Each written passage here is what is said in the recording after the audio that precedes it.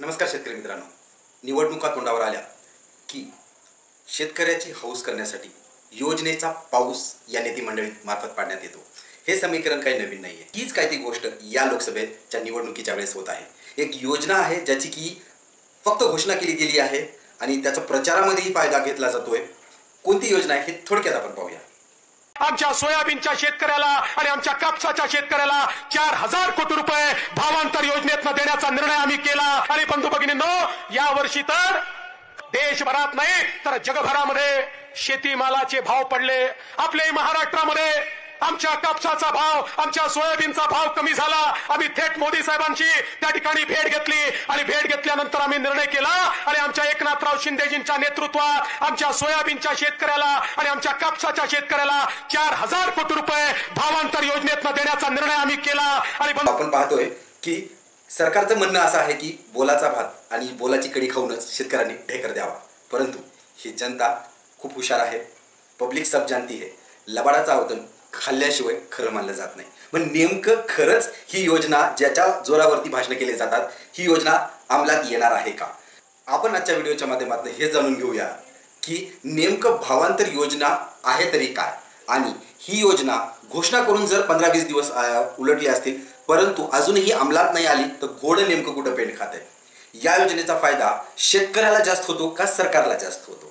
त्यासोबतच आपण पाहूया की या योजनेची पार्श्वभूमी काय आहे, की म्हणजे आजपर्यंत ही योजना इतिहासात कोणकोणत्या राज्यात राबवली गेली आणि तिथं त्याचा परिणाम काय झालेला आहे, म्हणजे सरकारला फायदा झालाय का शेतकऱ्याला त्याचा फायदा झालेला आहे, तेही आपण या व्हिडिओमध्ये पाहणार आहोत। त्यासोबतच सर्वात महत्त्वाचं म्हणजे की या योजनेची अंमलबजावणी कशी करणार आहेत, त्यासाठी अटी व शर्तीचं पाचर काय सरकार मारतंय का, त्यावरही आपण नजर टाकणार आहोत। त्यामुळे व्हिडिओ शेवटपर्यंत पहा। माहिती आहे विषय तसा गंभीर आहे, परंतु काळजी नसावी, मी समजून सांगायला गंभीर आहे। त्यामुळे इडापिडा जाऊ दे, जनतेचा राज्य होऊ दे म्हणत आपण या माहितीला सुरुवात करूया।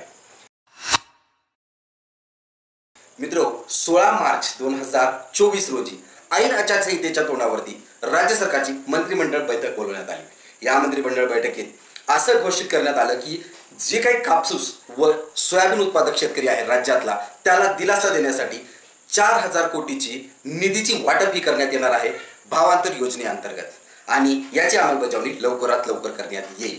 मग नेमकं आपण समजून घेऊया की ही भावांतर योजना आहे तरी काय। आपण पाहतोय की कुठलंही पीक असेल त्याचा एक हमी भाव सरकार त्या वेळेस हंगामामध्ये डिक्लेअर करतं।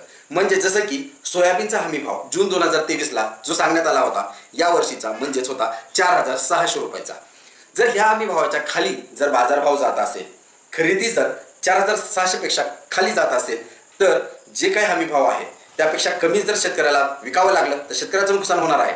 त्यामुळे सरकार काय करतं, हस्तक्षेप करतं। सरकार स्वतः मार्केटमध्ये उतरून त्याची खरेदी करतं, त्या कुठल्या पिकाची खरेदी करतं हमी भावाच्या आधारावरती, आणि मग त्याचा जो काही मोबदला आहे शेतकऱ्याला त्याचा फटका बसत नाही। तो आपण पाहतोय की ही गोष्ट प्रत्येक पिकाच्या बाबतीत शेतकऱ्याला त्याच्या हमी भावाच्या किमतीत शेतमाल खरेदी करणं सरकारसाठी शक्य नसतं। आजपर्यंत आपण पाहतोय की बहुतांश तांदूळ किंवा गहू याचीच काय ती सरकारने हस्तक्षेप करून खरेदी केली आहे, त्याचा साठा केलेला आहे। परंतु बाकीचे जे काही पिकं आहेत जसे की सोयाबीन आहे, कापूस आहे, या बाबतीत सरकार थोडंफार निराश दिसत आहे। याची बरेच काही कारणं आहेत, कारण प्रत्येक पिकाला सरकारला स्वतःहून खरेदी करता येत नाही किंवा त्याचा साठा करून ठेवता येत नाही, तर त्याचे काही दुष्परिणाम असल्यामुळं आता त्यावरती मात करण्यासाठी भावांतर योजना ही राबवण्यात आली आहे।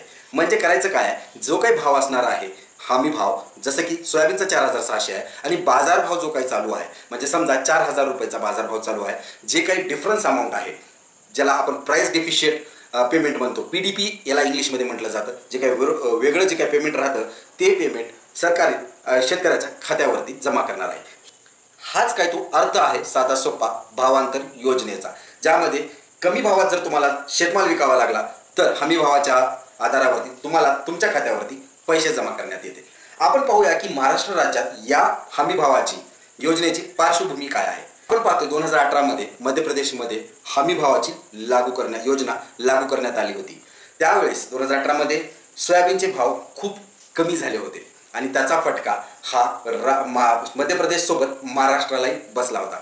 कारण होतं काय की भाव ठरवणारे जे काही बेंचमार्क मार्केट आहे ते देशात सोयाबीनच्या बाबतीत 2च जिल्हे आहेत, मध्य प्रदेशमध्ये इंदोर आणि महाराष्ट्रामध्ये लातूर। या मार्केटमध्ये जो काही रेट आहे तो रेट बेंचमार्क रेट ठरला जातो सोयाबीनच्या भावासाठी भारतभर. मध्य प्रदेश इलेक्शनच्या तोंडावरती इलेक्शनला डोळ्यासमोर ठेवून त्याने मुख्यमंत्री भावांतर भुगतान योजनेची घोषणा केली. तीच योजना आपल्याकडेही लागू व्हावी म्हणून तत्काल मुख्यमंत्री देवेंद्र फडणवीस यांच्याकडेही शेतकऱ्यामार्फत भावांतर योजनेची मागणी करण्यात आली. परंतु झालं काय की 2018ला सरकारनं भावांतर योजनेची तर अंमलबजावणी केली नाही. महाराष्ट्र राज्यात सरकारने सांगितलं की आम्ही हस्तक्षेप करून शेतमाल विकत घेऊ. परंतु आपण पाहतोय की केवळ 8 ते 10% शेतकऱ्यांचा माल हा विकत घेण्यात आलेला आहे सोयाबीनचा. त्यामुळं बाकी 80 ते 90% शेतकऱ्याला त्याचा कसलाच फायदा हा शेतकऱ्याचा या सरकारच्या खरेदीचा झालेला दिसून येत नाही. पाहतोय की मागील वर्षीचं जे काही कापूस असेल किंवा सोयाबीन असेल याचे भाव वर्षभर पडलेले होते. त्यामध्ये हमी भावापेक्षाही कमी भावात लोकांना शेतकऱ्यांना हे त्यांचा माल विकावा लागला.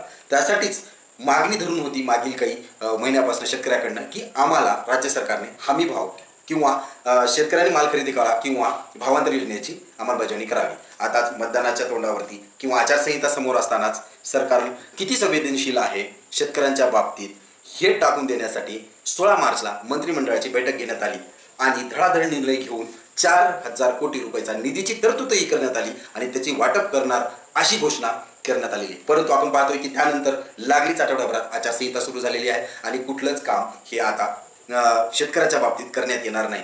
त्यामुळं हे काम जे काही घोषणा झालेल्या आहेत त्या फक्त प्रचारामध्ये वापरण्यासाठीच त्याचा वापर होत आहे. शेतकऱ्यासाठी त्याचा कसलाच वापर करण्यात येत नाही. आता या योजनेचं घोडं कुठं पेंड खात असेल तर ते म्हणजेच आचारसंहितेमुळं. जसं आचारसंहिता पूर्ण होईल 4,000 कोटी रुपयाचा निधी शेतकऱ्याच्या खात्यावरती जमा होणार आहे असं काय ते सरकारचं म्हणणं आहे. किंबहुना तसंच हो ही आपली सर्वांची अपेक्षा आहे. मग घोडं कुठं पेंड खात आहे तर इलेक्शनमुळं काय ती योजनेला स्थगिती मिळाली आहे किंवा अंमलबजावणी ही झालेली नाही इथपर्यंत. तिसरा मुद्दा असा आहे की हमी भावाच योजनेचं लागू करण्यामुळं सरकारला खरंच फायदा होतो का तर हो हमी भावाचा फायदा या योजनेचा फायदा सरकारलाही होतो. कारण जर समजा हमी भावापेक्षा बाजारभाव कमी झाला तर सरकारला माल खरेदी करावा लागेल. त्यासाठी त्याला पूर्ण भावात हमी भावाच्या भावात तो माल खरेदी करावा लागेल. त्याच्यासाठी खर्च आलाच त्यासोबतच त्याचे साठे करून ठेवावे लागतील तर साठवणीचाही खर्च आलेलाच आहे. त्यामुळे सरकारला दुतर्फी खर्च होतो. परंतु भावांतर योजनेअंतर्गत सरकारला पूर्ण खर्च न करता जो काही डिफरन्स अमाऊंट आहे म्हणजे बाजारभाव आणि हमी भावामधला जो काही फरक आहे तेवढाच फरकाचा त्याला पैसे देऊन शेतकऱ्याला पैसे द्यायचे तर त्याचा खर्च कमी होणार आहे. खरेदी करण्यासाठी माल खरेदी करण्यासाठी तुम्हाला 100 रुपये लागत असतील तर भावांतर योजनेअंतर्गत तुम्हाला केवळ 30 रुपयाचा जो काही डिफरन्स आहे तो देऊन यामध्ये सरकार शेतकऱ्याची. आता याचा फायदा शेतकऱ्याला कसा होतो आपण पाहतोय की 2018 मध्ये भावांतर योजनेचे लागू करण्याऐवजी मुख्यमंत्र्यांनी सांगितलं की आम्ही मार्केटमध्ये हस्तक्षेप करून माल विकत घेऊ. परंतु केवळ 8 ते 10% शेतकऱ्याचा माल हा विकत घेण्यात आलेला आहे. 80 ते 90% शेतकरी यापासून वंचित राहण्यात आले आहेत. आणि त्यामुळंच होतं काय की सरकारलाही सोपं जाईल कमी खर्च होईल आणि भावांतर योजनेअंतर्गत शेतकऱ्यांनाही डायरेक्ट त्याच्या खात्यावरती जी काही रक्कम आहे ती मिळेल. त्यामुळं यामध्ये सरकारचाही फायदा आहे आणि शेतकऱ्याचाही फायदा दिसून येतोय.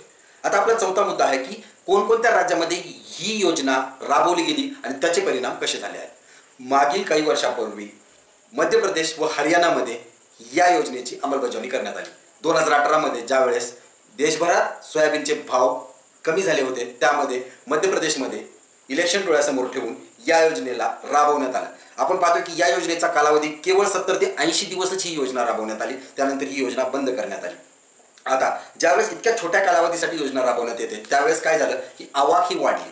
म्हणजे शेतकरी विकण्यासाठी माल घेऊन बाजारपेठेत आले आणि ज्यावेळेस ही बाजारपेठेत आवक वाढली आणि त्या दुसरी गोष्ट म्हणजे जे काही एजंट्स आहेत जे काही खरेदी करणार आहेत त्यांनीही एक समंजसपणे भाव हा कमीत कमी घेण्याचा प्रयत्न केला. कारण आवक वाढली होती एका साईडनं शेतकऱ्याला तर याचा फायदाच होणार होता कारण हमी भावानंच त्याला मिळणार होतं आणि मग जास्त आवकाचा फायदा घेऊन जे काही कार्टेल करण्यात आलं ज्यामुळं एजंट कार्टेलमुळं भाव हा कमी झाला आणि तो जो भाव कमी झाला होता त्याचा फटका संबंध देशभरात म्हणजेच काय थोडक्यात सांगायचं झालं तर महाराष्ट्रालाही त्याचा फटका भोगावा लागला. किंबहुना मध्य प्रदेशच्या शेतकऱ्यांना त्याचा फायदा झाला भावांतर योजनेअंतर्गत परंतु महाराष्ट्र राज्यातल्या शेतकऱ्याला त्याचा खूप मोठा फटका सहन करावा लागला. मग होतं काय 70-80 दिवसातच ती योजना राबवण्यात येते आणि मग ज्यावेळेस 20 ते 21 लाख शेतकरी याची नोंदणी करतात आणि त्याची जी काही डिफरन्स अमाऊंट आहे भाव कमी होत गेल्यामुळं जी काही डिफरन्स अमाऊंट आहे ती वाढत जाते आणि त्याच्यामुळंच सरकार काय करतं की आता निधीची पूर्तता होत नाहीये म्हणून या योजनेला बंद करण्यात येतं. वरून कारण देण्यात येतं की केंद्राकडनं आम्हाला निधी येत नाहीये, त्यामुळे आम्ही ही योजना बंद करतोय. तसं पाहायला गेलं तर केंद्रातही बीजेपीचं किंवा मोदीचं सरकार होतं, राज्यातही त्यांचं सरकार होतं, परंतु कारण देऊन या योजनेला गुंडाळण्यात येतं. तर याचं पार्श्वभूमी जर पाहायची झाली तर ही योजना चांगली आहे, परंतु याची अंमलबजावणी कशा प्रकारे होते, काय काय त्याचे पळवाट आहे, त्याच्यावरती जर चाप बसवला तर नक्कीच या योजनेचा फायदा हा शेतकऱ्याला होणार आहे असं दिसून येत आहे. मग आता आपण पाहूया सर्वात शेवटी की खरंच नीतिमत्ता किंवा काय धोरण आहे सरकारचं या योजनेच्या अंमलबजावणीच्या बाबतीत. जसं ही आचारसंहिता संपेल आणि ज्यावेळेस कामकाज सुरुवात होईल, डायरेक्ट शेतकऱ्याच्या खात्यावरती 4,000 कोटी रुपये जमा होणार का? जर तसं करायचं असेल तर त्याची पूर्वतयारी ही आजपासून किंवा 16 किंवा 17 मार्चपासूनच करण्यात यायला पाहिजे होती, परंतु तसं कुठंच दिसत नाहीये. कुठल्याच खात्यात याबद्दलही माहिती नाहीये. त्यासाठी एक वेगळं पोर्टल काढायला लागेल. त्या पोर्टलवरती तुम्हाला ज्या कोणी शेतकऱ्यांनी खरेदी की विक्री केली आहे त्याची नोंदणी घ्यावी लागेल. त्यासाठी लागणारे कागदपत्र तुम्हाला सांगावे लागतील आणि मगच तुम्हाला त्या डेटाच्या आधारावरती त्या पात्र शेतकऱ्यांना तुम्हाला जे काही अनुदान आहे किंवा जे काही भावांतर योजनेचा लाभ आहे तो देण्यात तुम्ही यशस्वी ठरू शकता. परंतु असं कुठंच झालेलं दिसत नाहीये. प्रत्येक योजनेमध्ये आपण पाहतोय की मग ती शेतकरी कर्जमाफी योजना असेल किंवा दुधाचं अनुदान असेल, सध्याचं जे काही चालू आहे, कांदा अनुदान असेल जे काही चालू आहे, त्यामध्ये अटी व शर्तीचं पाचर हे सरकारने मारूनच ठेवलेलं आहे. शेतकऱ्याला वाटतं की तोही पात्र आहे, प्रत्येक योजनेमध्ये तो पात्र आहे, परंतु अटी व शर्ती निकष जे काही लावले जातात त्या निकषामध्ये बहुतांश शेतकरी बसत नाहीयेत आणि ते या लाभापासून वंचित राहतात. मग आता तसाच काय तो निकष किंवा अटी व शर्ती यामध्ये लागू होणार का? त्याची कसलीच माहिती घोषणेमध्ये दिलेली नाहीये. पात्र शेतकऱ्यांची माहिती दिलेली नाहीये. कागदपत्र काय लागतील त्याची माहिती दिलेली नाहीये. केवळ योजनेची ही अंमलबजावणी होणार आहे आणि 4,000 कोटी रुपये हे शेतकऱ्याला मिळणार आहे अशीच घोषणा आजपर्यंत आपल्याला ऐकायला मिळते. मग नेमकं आता अट काय असू शकते? केंद्राने सांगण्यात आलेलं आहे की यामध्ये फक्त 25% माल हा खरेदी करण्यात येणार आहे. मग उर्वरित 75% जो माल आहे, जो काही शेतकरी असणार आहे त्याला याच्यामधनं लाभ होणार नाही. आणि जर ती अट लागू केली तर फक्त 25% शेतकऱ्यांना याचा फायदा होणार. त्यासोबतच दुसरी गोष्ट म्हणजे मध्य प्रदेशमध्ये जे केलं होतं भावांतर योजनेच्या अंतर्गत बाजारभाव आणि हमी भाव याच्यातला फरक न करता त्यांनी एक मॉडेल प्राइस व हमी भाव याच्यामधला अंतर जो काय आहे तो भावांतरमध्ये देण्यात आला. मॉडेल प्राइस काय असतं? आपण पाहतो की मॉडेल प्राइस म्हणजे ज्या किमतीवरती बाजारभाव समजा आज आहे 4,000 रुपये आणि हमी भाव आहे 4,600. मॉडेल प्राइस काय आहे? मॉडेल प्राइस आहे की ज्या भावावरती जास्तीत जास्त सौदा झालेला आहे, म्हणजे 4,200 वरती जर जास्त सौदे झाले असतील तर आपल्याला 4,200 हा मॉडेल भाव धरला जातो आणि 4,200 4,600 मध्ये 400 रुपयाचा डिफरन्स आहे आणि 400 रुपये शेतकऱ्याला लाभ भेटणार आहे. त्यामुळं हमी भाव आणि बाजारभावामधला फरक याच्या निकषावरतीच तुम्हाला हा भावांतर मिळणार आहे का मॉडेल प्राइस आणि हमी भाव याच्यामधल्या डिफरन्सवरती भेटणार आहे? हा एक निकष किंवा अटी व शर्त याबद्दलही काहीच सांगण्यात आलेलं नाहीये.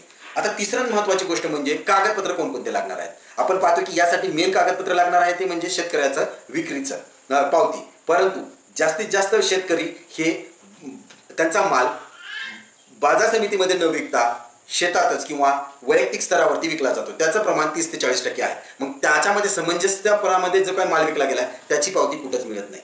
बरं, बाजार समितीत जे काही भाव माल विकला गेला आहे त्याची तरी कुठं पक्की पावती मिळते? कारण आपले वर्षानुवर्षाचे संबंध असतात. आपण उधारी घेतलेली असते आडत्याकडनं, त्यामुळं जी काही कच्ची पावती दिली जाते त्या कच्च्या पावतीच्याच आधारावरती व्यवहार केला जातो. मग ती कच्ची पावती इकडं चालणार का? हा एक निकष किंवा याचं जर काय बिल त्यांनी मागितलं तर याचं कसं होणार हेही तितकंच पाहण्यासारखं आहे. मग नेमकं आता झालंय काय? 80 ते 90% शेतकऱ्यांनी त्याचा माल विकलेला आहे. मग आता विकलाय माल आणि मग त्यांना माहितच नाही की त्यांना बिल जपून ठेवायचे. मग अशा शेतकऱ्याला जर तुम्ही आता सांगताय की आता तुम्हाला पावती द्यायची आहे, पक्की पावती ज्यावरती तुम्ही माल विकलेला आहे, मग ती त्यांच्यासाठी शक्य राहणार नाही आणि अशा प्रकारे ते या लाभापासून वंचित राहणार आहेत. त्यामुळं आता या अटी शर्तीमुळं त्यांची नीतिमत्ता सरकारची काय आहे शेतकऱ्याच्या बाबतीत हे दिसून येत आहे. जसं मी सुरुवातीला सांगितलं की लबाडाचं अवतन जेवल्याशिवाय खरं नाहीये. नेमकं पाहूया येणाऱ्या महिन्याभरात की काय होतंय या योजनेच्या अंमलबजावणीच्या बाबतीत. त्यासोबतच का नुसतं सरकारला अशी आशा आहे की बोलाचा भात बोलाची कडी खाऊन शेतकऱ्यांनी ढेकर द्यावं, तर असं होणार नाहीये. आशा करूया या योजनेची अंमलबजावणी लवकरात लवकर योग्य रीतीने होईल आणि शेतकऱ्याला त्याचा फायदा होईल. या योजने किंवा सरकारी योजनेबद्दल सर्व अपडेट्स तुम्हाला पाहिजे असतील या चॅनलला सबस्क्राईब करायला विसरू नका. माहिती कशी वाटली कमेंट बॉक्समध्ये कळवा. चॅनलला सबस्क्राईब करा.